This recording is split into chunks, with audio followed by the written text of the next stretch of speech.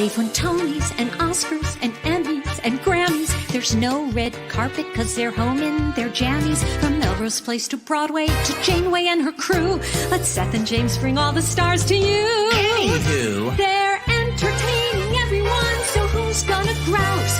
Just sit right back and you'll hear some tales on Stars in the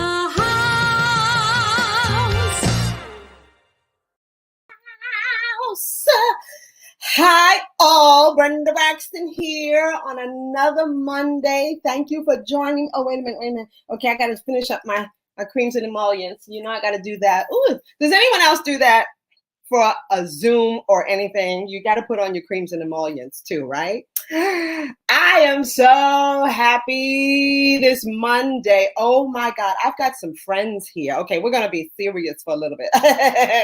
Okay. Anywho, as he says, Seth, we have some amazing folks tonight. We have Lisa Dawne Cave, we have Cody, Renard, Richard, and Mary MacLeod. Now, these people I have known forever, ever. More Lisa than most of the other two, but oh my goodness. And they have made some transitions that we're going to talk about, that I talk about in my book. But let me get all of the housekeeping out of the way. Okay, number one. Thank you, Seth. Thank you, James, for allowing me to do this. Oh, for trusting me with your show. Love you. All right, that's out of the way. Now, the Actors Fund. Oh my God, Seth and James, I don't know how they came up with this, but all of these, the plays in the house and stars in the house and everything is to benefit the Actors Fund. Now, those of you who don't know about the Actors Fund, y'all will want to look it up, okay? Because they help everyone in theater and in the theater world, the dancers, singers, actors, musicians, and everyone. If you need help, the Actors Fund is there to help you. And we have raised so far $520,140, I believe. Right? 520-140. Yes. With all the stars in the house, plays in the house. Now, yesterday, I did a plays in the house with David Staller, and we did Caesar and Cleopatra. George Bernard Shaw's Caesar and Cleopatra. Now, we had performed it last year, and then we did it yesterday for Plays in the House, and we had so much fun. My cohorts, I call them, are just brilliant. And we just really had a good time. Thank you, David Staller of the Gingo Group. Oh my God. So we did that. Now, if you want to make a donation, make sure that you go to starsinthehouse.com or text Fund 2020 56512. Okay, so that you can continue all of the good stuff that's going on. Oh, I smell good. Continue all of the good stuff that's going on with the Actors Fund and Stars in the House and Seth and James and all of that. Okay, so we got all of that taken care of. Good. Now, we are here tonight because I wrote a little book called The Little Black Book of Backstage Etiquette. Okay, can you see that? You see that? Yeah. Mm-hmm. Now, I wrote this book a couple of years ago because I was doing a show down in Florida. I was doing The Wiz, and I was sharing my dressing room with a wonderful young actress. And we were talking about tips, for your dressers or whatever. And that's kind of customary. And she didn't really know what was going on. And I just started thinking, there's so many little things that actors don't really know about when they get their first show or first Broadway show, off-Broadway show, or whatever. So I was like, Brenda, that's my name. Brenda, why don't you put together a little book? And it's not a long read. It's a really quick read, but of all the little things that are not really taught in school. And so this book was part of my Act Two, and that's why I put it in with my Act Two Now What stuff. And then I started thinking about everyone that I had worked with and said, well, maybe they would like to contribute and put some quotes in the book, which they have.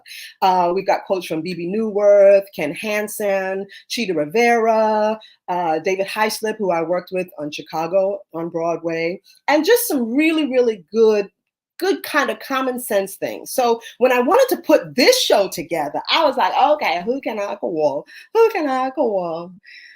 Ooh, I'm gonna call Lisa Dawne. Now, Lisa and I, we did Cats together on Broadway. And we've known each other for a long time. But I admire her so much. She was a dancer. And so much of the time in our act two, especially for women, we have to figure out, okay, what's next? Act two, now what? Well, Miss Lisa Dawne Schwarz figured it out big time, y'all. Okay, so let me just read her shows that she has been stage manager, production stage manager. Okay, here we go. Frozen, Shuffle Along, Fun Home, Rocky, Cat on a Hot Tin Roof, Bring It On, Come Fly Away, West Side Story, Kane Mutiny Court Martial, Hot Feet, Color Purple, The Woman in White, Julius Caesar, Caroline or Change, Hollywood Arms, Into the Woods, The Wild Party, Parade, and my favorite, Smokey Jer's Cafe. Oh my God. I put together a little video just for my Lisa Dawne. So Jonah, put up our video.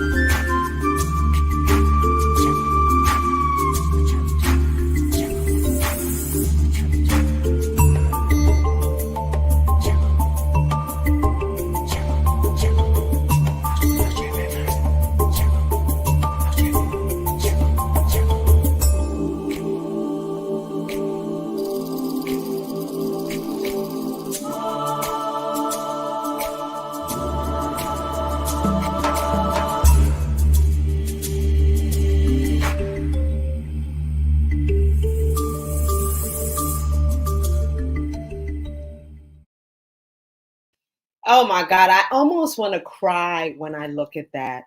For two reasons. One is that I have amazing friends, for one thing. I call them and I go, I got an idea. And they're like, okay, what do we have to do? So I love my friends, including Seth did that for me with my book. I was so nervous to ask him to write the foreword in my book, but he did. He was like, girl, of course. Did I do him right? Okay. And he wrote the most amazing things. When I called or texted Lisa, she was like, of course I will. Of course. Miss Thing is in Australia right now. And she was like, of course I'll do it. I'm 100 hours ahead of you, but I will do it. So Lisa, where are you? Australia. Sydney, oh Australia. My God.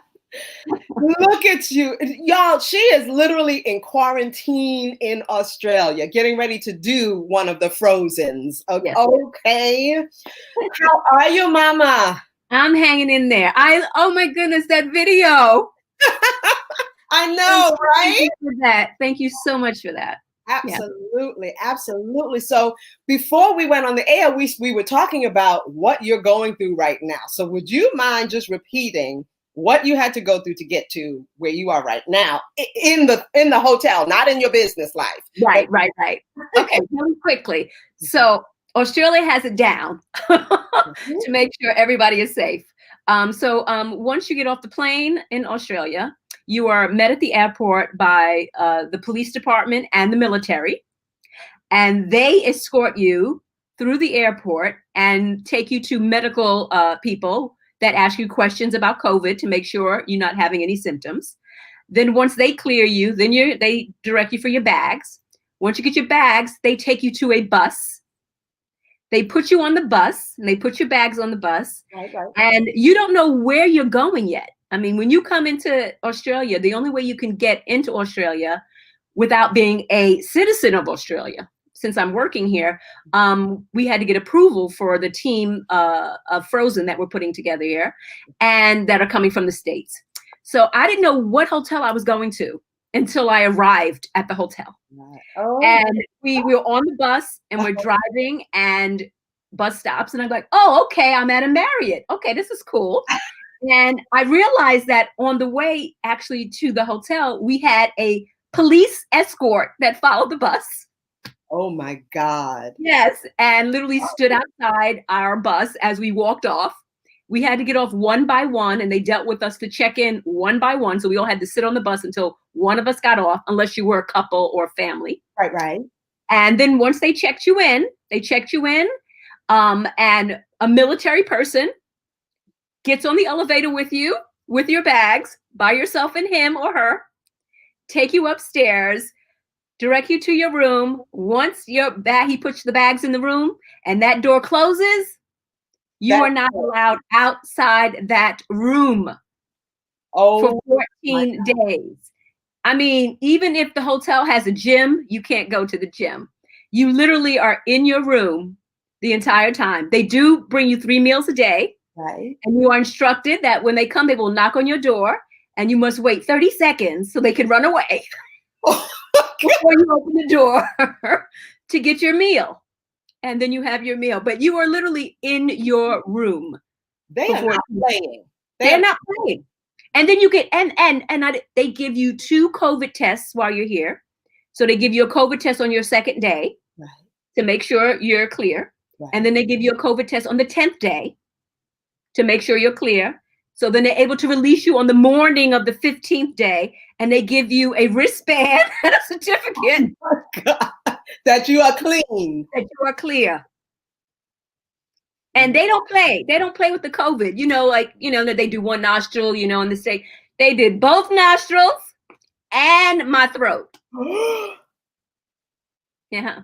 And that was the first time I ever got that, because I haven't had any tests in New York because I've been actually pretty good. So, But yes, that's my experience that I will remember this experience for the rest of my life. I guarantee you. I bet you will. Yes. See, they are not like in the States where they're like, how you feel? You feel okay? All right, go ahead. No. And they don't trust you. Like the States, they tell you to quarantine and they just, do the buddy system. No, they're here going, no, we're going to make sure that you are going to be quarantined. Wow. I love it. I love it because as they say, something have got to be did. Okay? You know what? Exactly. And here, we unfortunately have all these cases. They have here in Sydney, I think they've had like 25 cases a day, which made them do this system. Only 25 cases a day that they've been doing, that they've been getting. Wow. And they're like, nope, that's too many. No. Wow. Lock it down.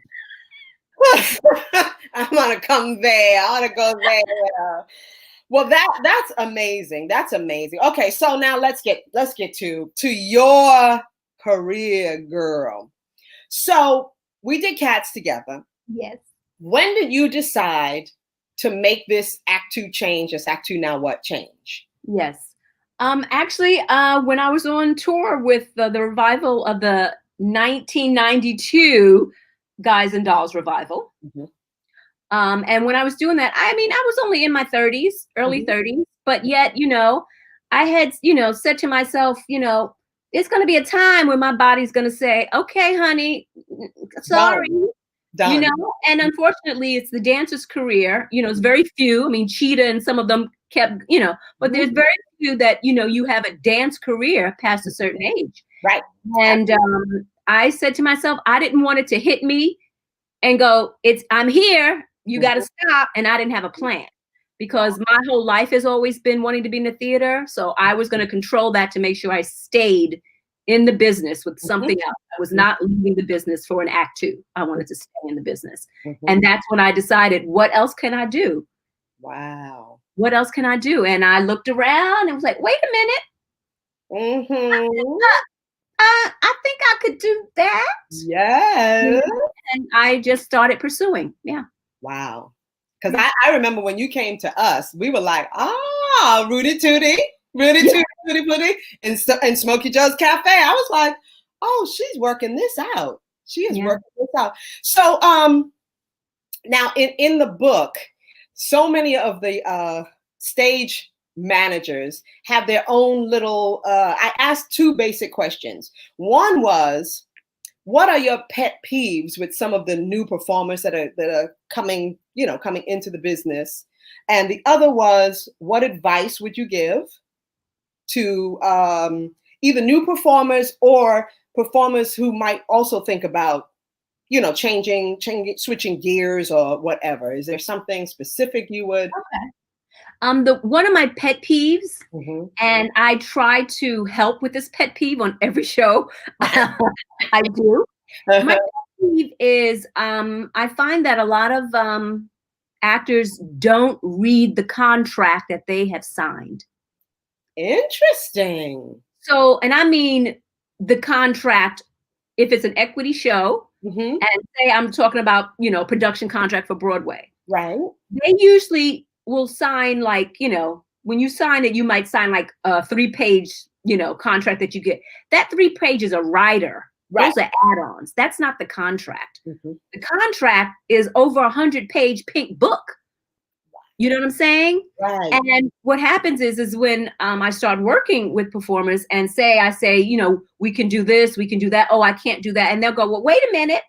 And a lot of things people, actors find out is that some of the things that they want or not want are not rules. Those are courtesies. And I actually, on the first day of a rehearsal, I have a sit down and I've created a 6-page summary of all the highlights of things that I've encountered of where people have misinterpreted or thought they had a right to do. And unfortunately, they signed a contract that does not do that.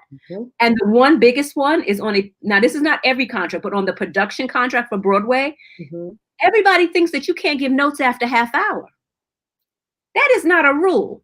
Oh, that is a courtesy that has been given because we say, we want you to get into your space. So we want you to have that time. Right. But actually, we can give you a note. Because if we can't give you a note and your call is half hour, when are we supposed to give it? Right. You know what I'm saying? Yep. So that's one thing. But it's things like that where I always try to help now I make a literally summary, 6-page summary. And I hand it off and I say, everyone, please read this. This is highlights. And then I pick up the pink book. I says, highlights of this book. But when you're sitting on the subway, go through this book. Because that's what you have just signed your contract on. And when they do that and read, they're like, So we are all on the same page on day one. Wow. So that's my pet peeve and what I try to help. Right. So, okay, so now also as a woman, because so much of the time, way back when I first started, there weren't really a lot of women production stage managers, maybe assistants or something like that, but not really production, like in charge of everything. Did you find it extra hard or difficult, or did you feel like, no, you're going, Yeah, actually, my path has been so blessed. I've had mentors that I would, like you said, you can call me, you can call your friends, and I had stage manager mentors that were there. If I had a question, they were there to ask. They were there to guide me.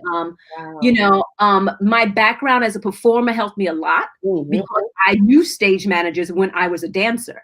So when I made that transition, they already knew my worth, my work ethic, Mm-hmm. You know, they knew my personality, so they already knew what they were getting. Right. Right. So I got hired by that people were my stage managers when I was a dancer. Mm-hmm. Mm-hmm. You know, and then also, as you know, some of the dance partners that I had when I was a performer are now the choreographers of today. Yes. The directors. And since they knew me as their partner, and again, who I was, what I did, and how they would call me to do their shows. Right. You know, so, but I made it a point. I mean, there are some stage managers who don't want to be at the top seat. Mm-hmm. And that's fine. And I say, when you know that, that's great. Because if you don't want to be there, you should not. Be there. The weight of the show. Mm-hmm. Yeah. The weight of the show is on you. It's on your shoulders. You know, but I always knew I wanted to be in charge. Of course we do. I love it. I love it. And you are amazing. Oh my God. I'm so proud of you. So happy for you. We've got two more of the up and comers. I have one more question for you. So maybe I'll wait to ask everybody, because it's about the up and coming stage managers who just kind of are not really, you know. But our next person, a friend of mine, I think I met Cody. I did a little show off Broadway called Cougar the Musical. No, it was not part of my autobiography. Y'all are so wrong. Okay. Anyway, so I think that's where I met Cody. Jonah, would you play the little video I put together for Cody? He's doing some really good stuff too.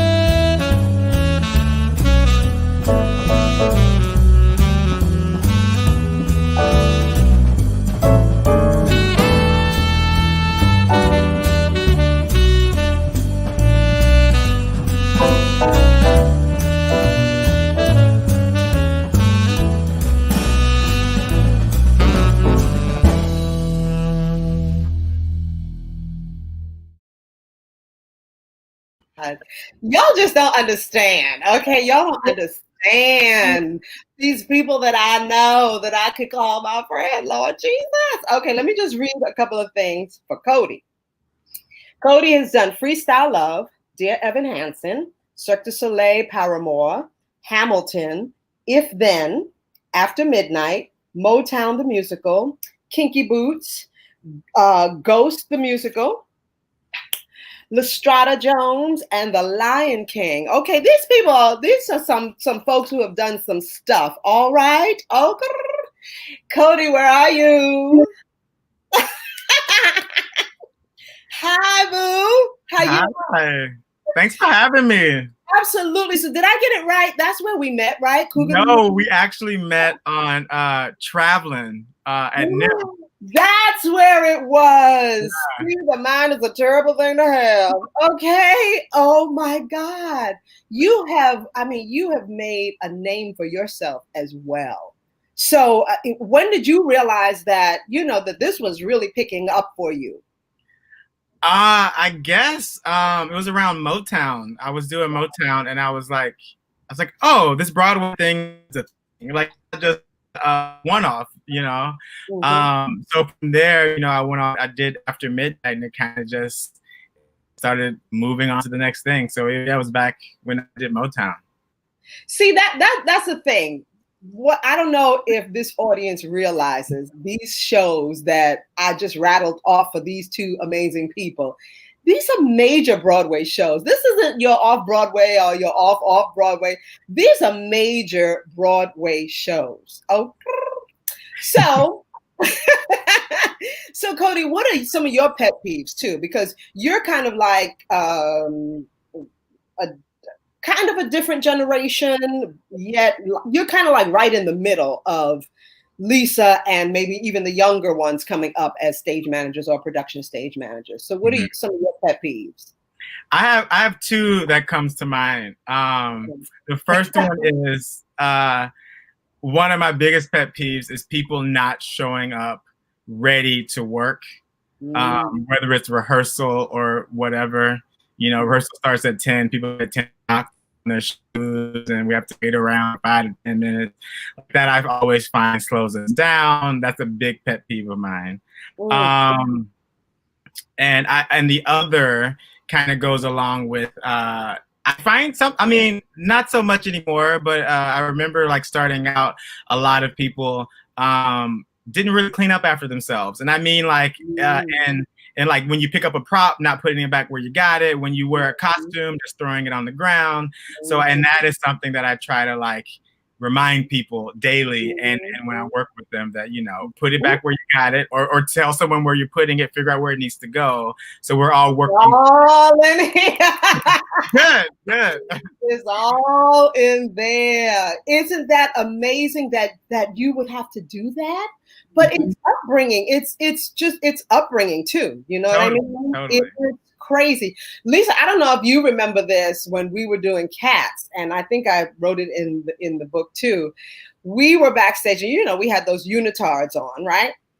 And at one point, and I can't remember the actress who did this. Maybe I do remember, but I'm not going to say. But they took off their unitard after the show and just kind of like pulled it all off and just left it on the floor. Who does that? I mean, really? Anyway, I digress. One of the other things, David Hyslop, you guys know David Hyslop. Yeah. I do. Yeah, one of the things that he talked about is, especially nowadays with all the social media and everything, I can't help but feel you need to have a script that is a script and not on your phone or on a tablet. I don't know. I have a thing about that. Do you find that that's a problem? Or, you know, in understudy rehearsals, they got the tablet and they got the do you find that that's a problem at all? For me, I say that I hate to say I don't trust people, but I have found that there are some people that are actually looking at their script. And then there are some people on the side have their little, you know, they're on the phone, they're texting, they're actually not in the room. And I think it just needs to be, I find it, I don't know what it is, but when you have something in your hand, you know, it's something that's concrete to me. And it puts you in the room. I personally find that when a tablet or something is used, a lot of times it feels like that person is not in the room. So it's not respectful of the space of everybody working together. That's just me. And I do know a lot of the shows that I work on, most of the directors will say you can send them the script digitally, but that's for home, or that's for the train.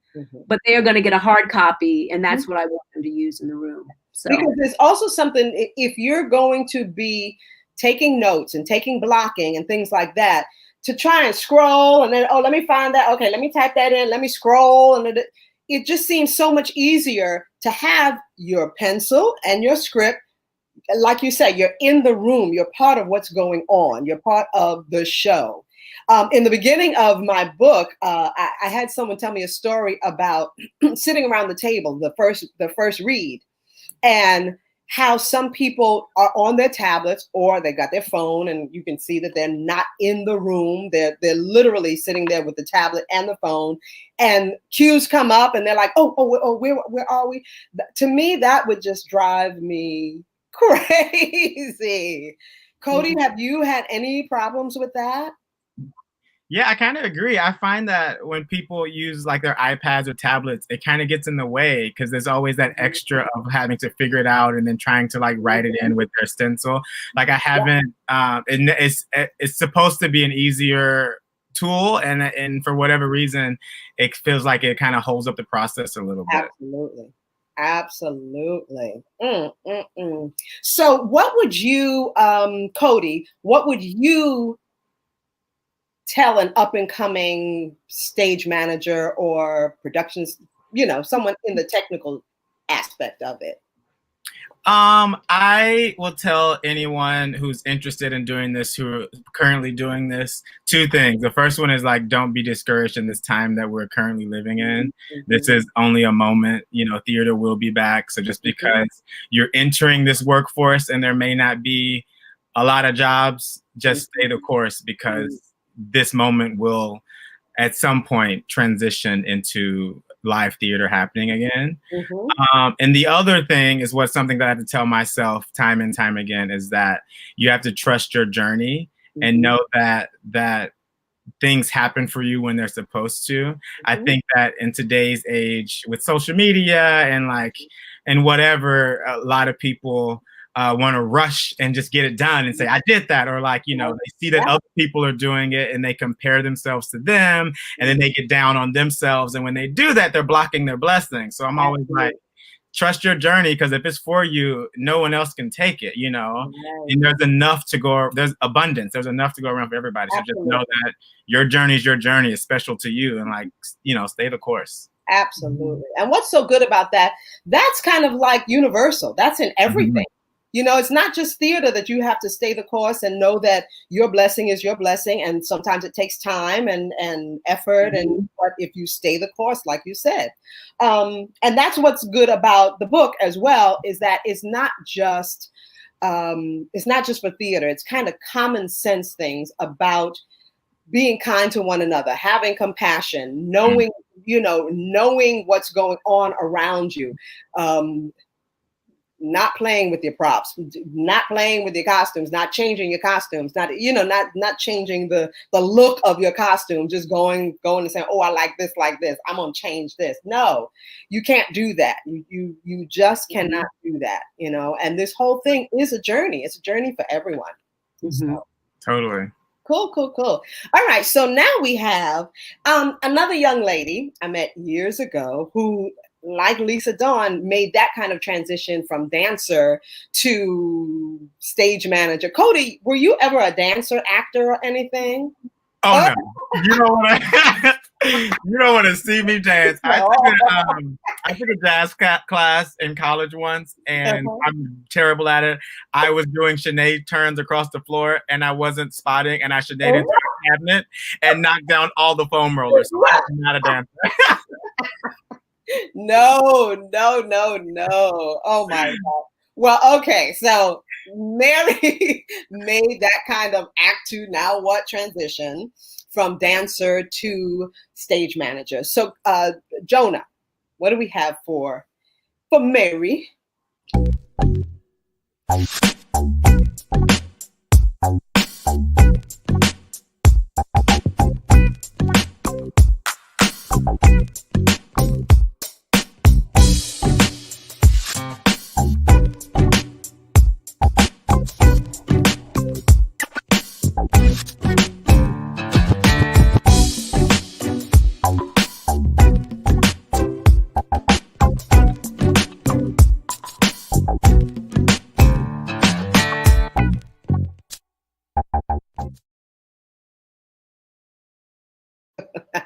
I love that last pose, right? Always a dancer, always. Okay, so let me read Mary. Mary has done SpongeBob, On Your Feet, Motown, Sister Act, A Little Night Music, Smoky Joe's Cafe, and as a performer, she did Fosse. So, Mary, where are you? Hi. Hey, how are you? I'm great. I'm so happy to be with all of you. Oh my gosh, Lisa. Oh, my gosh. Oh, it's so good to see you all. Thank you so much for including me in this. I feel so privileged. I'm looking at you all going like, oh my gosh, so. Absolutely. And you know what? This business is really, it is a small business because we have all worked together, you on so many different levels, because we did do Chicago together, right? No, we never did it together. I did the national tour, and then I went into the Broadway company early on in the run, just for a few months, back in 1997, 98. So I never did it with you. Ah, you know, it's so funny. You do these shows and it's like, okay, who was I know. But it is fun. I have crossed over. If you really go ahead. No. So your act 2, when you crossed over, what was your thought pattern? Was it okay, like Lisa, this is gonna end at some point, or were you just like, okay, I want to try something new? Kind of neither, but no. In an interesting way. Just I was still very much dancing and performing, and a friend of mine at the time, a dancer colleague, Joey McNeely, who you know, the choreographer, he said, "Oh, I'm looking for a dance captain for Smokey Joe's on Broadway, and I'd really like you to do it. But they want the dance captain to also be the assistant stage manager." And I was like, "I don't know how to stage manage." He said, "We'll teach you." And I was like, being thrown to the wolves. I was like, okay. And kind of just trusting and asking a lot of questions and eating some humble pie and just, trying to take it all in. But I really loved it. And I did it on Broadway for about a year and a half. And that helped set the London company and the national tour. And I was kind of getting some other interest in some other stage managing, especially that combination of stage manager, dance captain that is used quite often, not as much anymore. Shows are too big and crazy, but sometimes on smaller shows, especially 30 years ago, it was some once in a while that happens. But I wasn't ready. I still wanted to dance. I was like, I still want to dance. I still want to perform. And that's when I got Fosse in Chicago and did stuff. And then years later, a dear friend of mine, Steve Beckler, who you may all know, who's production stage manager, he was the production supervisor of Smokey Joe's. And he remembered me from that. And then he had also come into Fosse. I kind of stayed in touch with him over the years. And it was back in 2007. And I was still dancing, but I was kind of teaching and freelancing. I wasn't, what am I going to do? I don't know. And he said, "I think dancers make great stage managers. I need a female assistant." Truth be told, I was not his first choice. I think, Lisa, he asked you. He asked a few people weren't available. He really wanted a female. Oh, I'm proud of it. I love it. I love, he wanted a female assistant because it was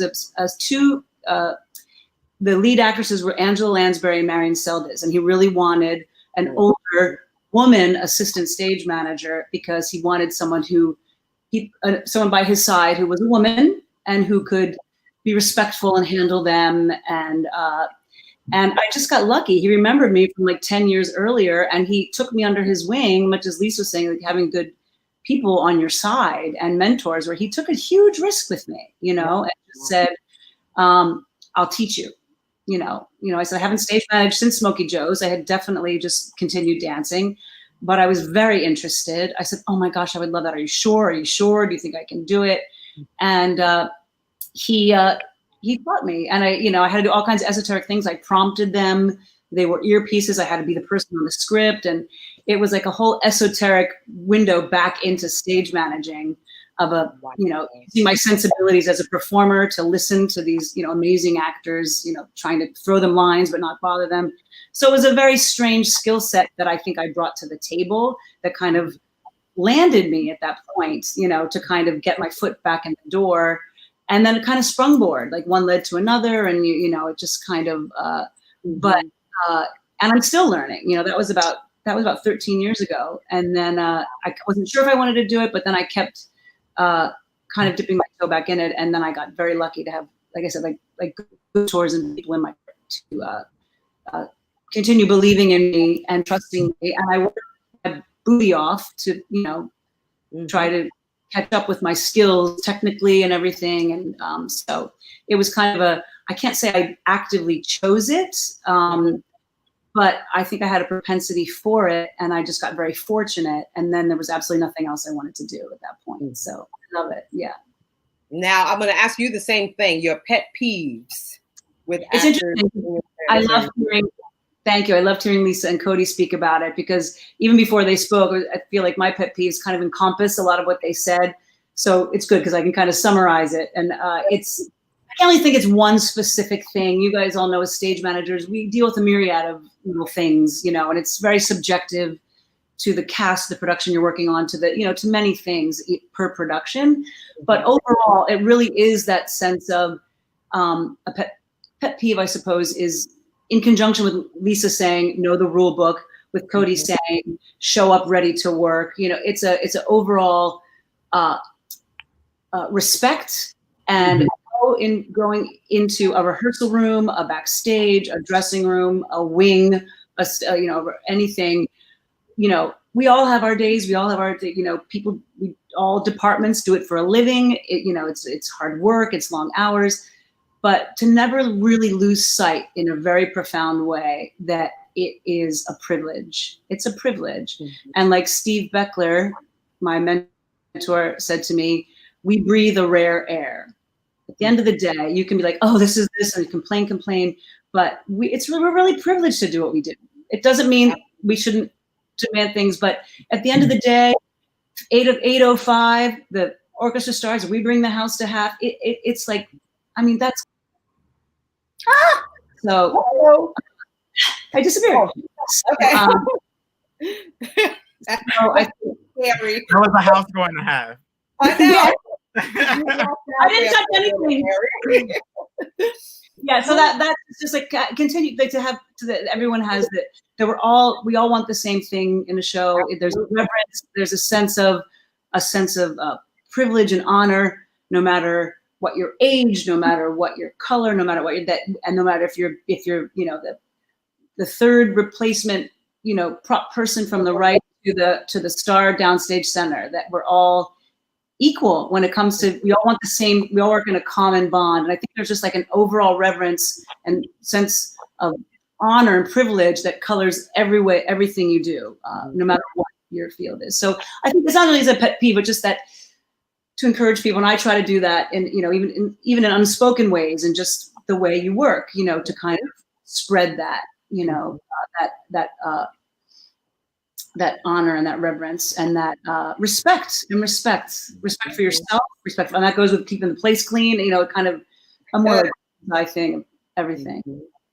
Interesting. Now, for all of you, because I know that I've worked on shows where you have your star and all of that, and I have found that some stage managers are afraid of their own stars.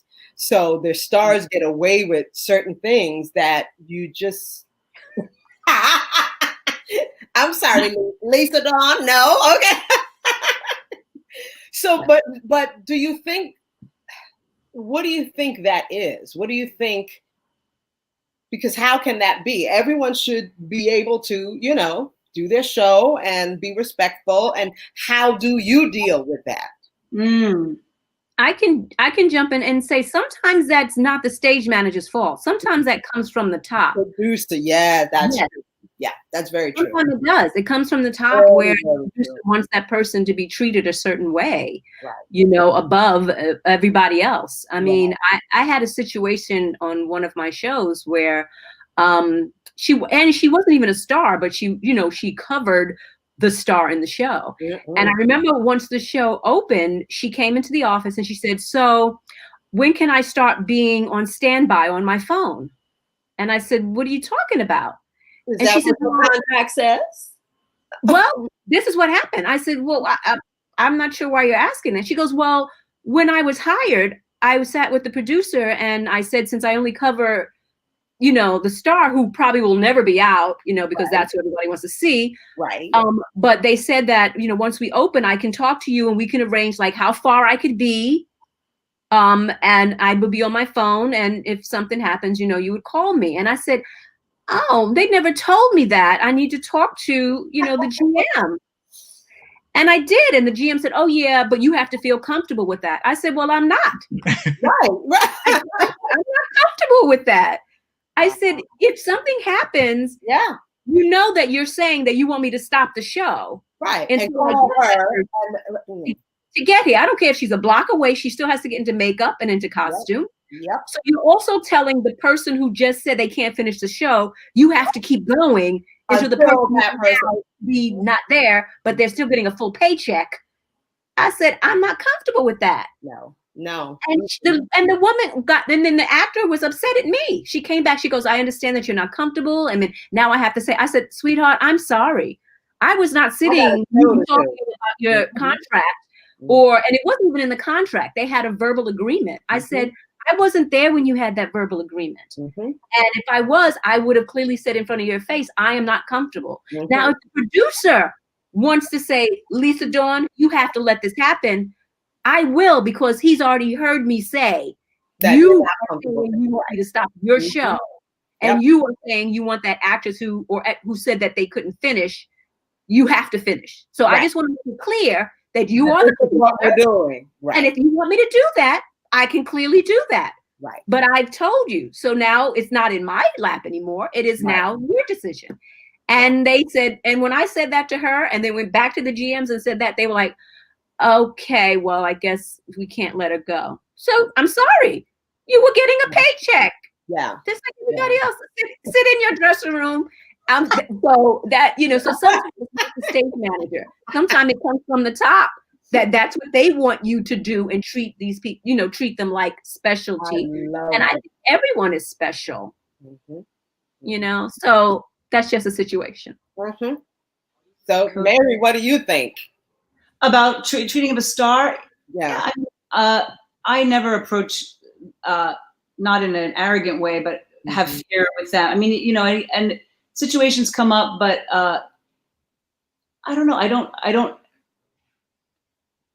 know. I just try to treat all actors with where they are, and if they're the lead of the responsibility, it's not always a democracy. It's not always, I just say privilege, we're all equal. Yes, of course, for the production, but sometimes, as Lisa said too, there, sometimes there is a hierarchy of like responsibility or whatever. It doesn't mean you coddle anyone. I would never believe in coddling an actor. And with certain respect that you do, an extra respect you do get. Yeah, respect, but I also think if people are the stars, and you might know this, Brenda, from having starred in things too. Yes, you definitely demand a certain thing because of your talent and your experience, but you want to be a part of the team. You don't want to be separate, treated separately. Right. You don't, and you don't want to be using a different code. I worked with Elaine Stritch in A Little Night Music, and she could smell fear a mile away. And poor, may she rest in peace. I loved working with her. And if you went to her with any like, hey Elaine, like, bye, and she barking. But if you just walk into a room and just are like, Elaine, I got to talk to you about this moment. We need you to just kind of come a little further. You're out of the light, or you pick up the pace of this a little bit. As long as you were real and upfront with her and just dealt with her, she was awesome. She was great, So, but I think you have to kind of have your own sense of fortitude to go, I'm not going to be afraid of them. I'm not going to be afraid if they're going to meet me with, or like Nathan Lane or someone's going to like go like they're going to have opinions. They might have a strong personality, but so do I. So it's okay, and not in a negative way. No, absolutely. But just meet them where they are. You go in there. If you feel good about what you need to talk with them about, whether it be a note about something or dealing with a dresser or an actor or something or crew person, you treat them intelligently and confidently. You're going to receive that back. And so I don't. Absolutely. So don't be mean to me, Brenda. No, wrong. Cody, I see all your pictures. I was trying to put your video together, and I was like, oh, he's with. Oh, I see. I see what's going on here. So you've worked with like some folks. So what do you think? Do you have a different take on when you work with this one, or? See, listen, I was raised by a lot of strong Black women. So I learned very early on how to figure out how to get people to do what needed to be done and how to like talk to certain people. Learn that at a very early age. So, when I work with certain divas, if you will, or like certain stars, I love it because I'm like, oh, this is like my auntie. This is my grandmother. This is my mom. Like, you know what I mean? That's how that's the way I think of it when I'm trying to approach it. So I usually I don't personally never really have problems with other stars because it's kind of a mind game for me. Like I love trying to figure out people and figuring out, okay, this is how you need someone to talk to you. Cool. You know what I mean? And then we move on and we figure it out, and that's that. Makes sense. Cool. So what's next with everything that's going on right now? Well, Lisa's got her gig. Okay. I love it. Lisa's got her gig. But how long are you there, Lisa, in Australia? Actually 2.5 months. I'm here through December 10th. Wow. So I'm here for a while. Yeah. Oh, wow. Yeah. I'm here for a while, and then I do get a break. But right now we have what I have coming up 21 is the London company, the Japanese company, and the German company. So I have all of that is happening. In the next 3 companies are happening in 21. And then after 21, then we start getting like Korea, more of the other places that are going to pop in. Madrid. Yeah. So you needed an assistant, girl. Blessings on blessings on blessings. Come on. Amazing. Yeah. Wow. It's good. It's good. Wow. Good for you. Good for you. Cody, what's up for you? I just recently started a scholarship program, so Yes. that's kind of what I'm focusing on right now, because who knows when we're gonna be back to doing this live. So I'm working on that, and I mean, you know me, I have a toe in so many everything. I know. I can keep it busy, so I've been trying to stay busy during this time. Wow. Awesome. Mary. Now, Mary, I don't know if you remember that Fred used to call you Mary MacLeod Bethune. Oh, yeah. Mary MacLeod We were family. Absolutely. Yes. What's next for you? Because you're a mommy, right? I'm a mommy. I adopted a little boy from Ethiopia a couple of years ago, and he's 5 years old now. So I was rehearsing a show that was supposed to open on Broadway in November. We were getting ready to do an out-of-town tryout. That got shut down. Oh, I froze on you guys. So I don't know if and when that's going to happen. Like a lot of shows that were either getting ready to open or whatever. I honestly don't know. But in the meantime, I'm being a full-time mom, which, at 50-something years old,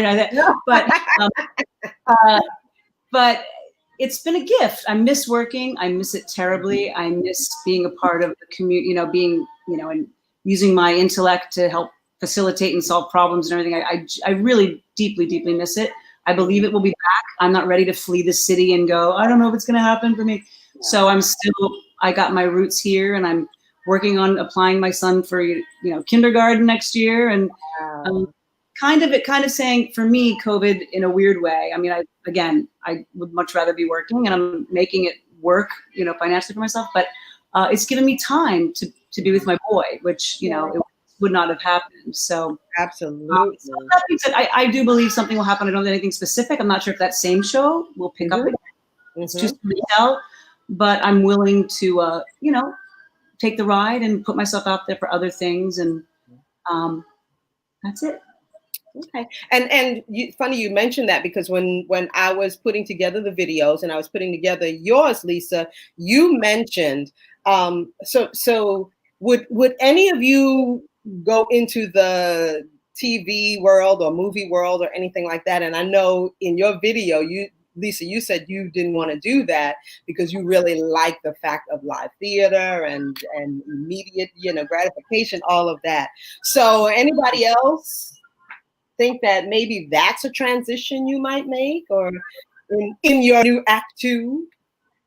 I've done a little bit of television work. The money's great, but it doesn't fulfill me the way that theater does. Like theater's my home, Broadway's my home. So I'm really looking forward to coming back. So yeah, I mean, if the TV work comes in the meantime, sure. But that's just not really, it doesn't fulfill me in the same way. But yeah, I mean, yeah. How about you, Mary? You think you would do a TV? I would consider it. I would definitely consider it. I've done a little bit of it, and theater more in my, more where my heart is. But the survivor in me, the long haul survivor, says yes, absolutely, I would consider it. And I had the little bit that I've done, thought it was interesting and challenging in different ways than doing live theater. But yeah, if I wasn't a mom, I probably would say, no, I'm staying with theater. But now that I'm a mom and I have someone else dependent on me, I kind of feel like, hey, you know what? Like, again, the survivor in me says, I'm open to it. I'm not like actively, but I would definitely be open to it. Right. It's so interesting because even as, my light is going out. Hold up, y'all. Hold on. Wait a minute. I need my light. Hold up. Okay, wait a minute. Brenda. Oh my God. You are so funny. Wait, hold on. Okay. Wait a minute. We got a little light here. Woo, there we go. Wait a minute. There we go. Okay, good. I got a backup light. So, and live theater. That's why I love it. I know, right? You got to be prepared. Yay! Right? So now, I know in my act 2, so I'm doing The Good Fight now, right? Which has been wonderful. Yes, it has been amazing. But I miss live theater. But the thing that what you were talking about, Lisa, too, my body doesn't do 8 shows a week so easily anymore. Oh, you could do it. Come on. Really? You know what I mean? 8 shows a week is a lot. And especially if you're doing a musical, you know what I mean? So it's a lot of work. So for me, that transition has been pretty good, but I miss dancing. I miss all of that. Oh my God. But you know what, y'all? Thank you so much. Brenda, sorry, you were the first Velma Kelly that I saw. And still my favorite. I just had to say it. Thank you. Don't say that Brenda Braxton. Well, now that I've turned 35, it gets hard. Oh, everyone, thank you so much for joining me. Not a lot of times we don't get to have these one-on-one with folks like you, with stage managers, production stage managers, or whatever. So I appreciate this so much. And you know what? This little book, where's my book? This little book right here. This will help everyone out there who, when Broadway comes back, you need to have your little black book of Backstage Etiquette so that you don't upset Lisa, Mary, and Cody. I love you guys. Thank you so much, and be safe. Okay, Lisa, I love you. I love you. I love you. Thank you. Love you, baby. I love you. Cody, love you. Mary. Wow. Love you, baby. Love you. Oh my God. That was just awesome. That was awesome. I hope you enjoyed it. And you'll join us next week. I'm not going to tell you what I have just yet. It's a little surprise. I'm always for the surprises. But thank you so much for joining me again, Seth. Oh, Seth and James, thank you. Make sure, if you can, please donate to the Actors Fund. It helps so many people. If you want to donate, go to starsinthehouse.com or text Fund 2020 to 56512. Okay?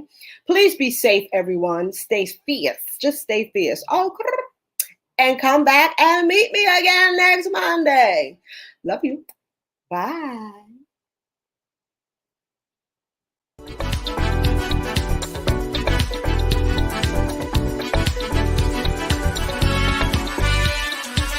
Be Braxton, healing the world. Get it. Cold places, act to its own. Yeah. Be wise, be strong, be beautiful. Carry that crown like you know it's indisputable. We work hard, we walk in purpose. Yeah. We know what it takes, fierce in the high places. We make a difference, we get what we want. Yeah. Now sit back and enjoy the show.